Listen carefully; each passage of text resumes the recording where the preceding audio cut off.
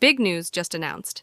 Indeed, it has been confirmed that stimulus checks are making a return in the United States, with the White House putting forth a proposal for additional stimulus checks aimed at benefiting millions of Americans. The primary focus of this initiative is to alleviate child poverty, and here's a breakdown of the unfolding situation. The White House is advocating for a substantial increase in the child tax credit payment, proposing $3,600 payments to families. This is a significant step to uplift children out of poverty, particularly in the wake of the upcoming year 2025, which holds importance due to the Trump tax cuts. The current child tax credit payments stand at $2,000 per child. However, with the expiration of the Trump tax cuts in early 2025, this amount is expected to drop to $1,000 per child. The proposed increase to $3,600 is viewed as essential to prevent a substantial reduction in financial support for families, considering the potential drop from $2,000 to $1,000. In contrast to previous child tax credit changes, which involved monthly payments, the new proposal suggests doing away with monthly payments while still providing the enhanced $3,600 per year per child. This shift in approach aims to streamline the process and ensure families receive adequate financial support. While the White House is pushing for this child tax credit boost, the critical factor lies in the political landscape leading up to the 2025 changes. Lawmakers, both Democrats and Republicans, are expected to propose various changes to address the evolving economic scenario and cater to public demands. The impending election adds urgency, prompting politicians to align with the preferences of the electorate. Republicans, traditionally inclined towards supporting businesses, are expressing agreement with the need for a child tax credit boost. However, the key concern for them is ensuring that the financial implications are adequately addressed and that the boost is economically sustainable.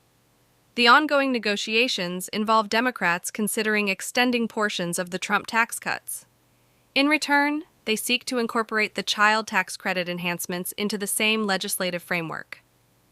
Balancing the interests of businesses and families is a delicate process, and discussions are underway to find a viable solution.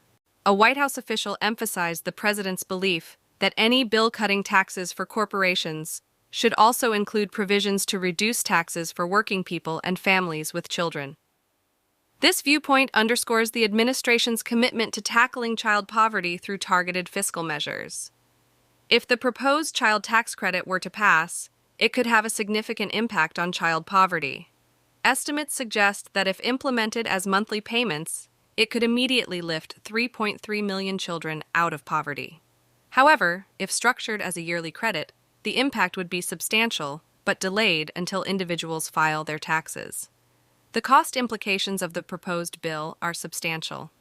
Reports indicate that if passed, the bill, which includes various measures such as research and development expensing, capital expensing, and pro-growth interest deductibility, could cost anywhere from $724 billion to $1.6 trillion over the next 10 years.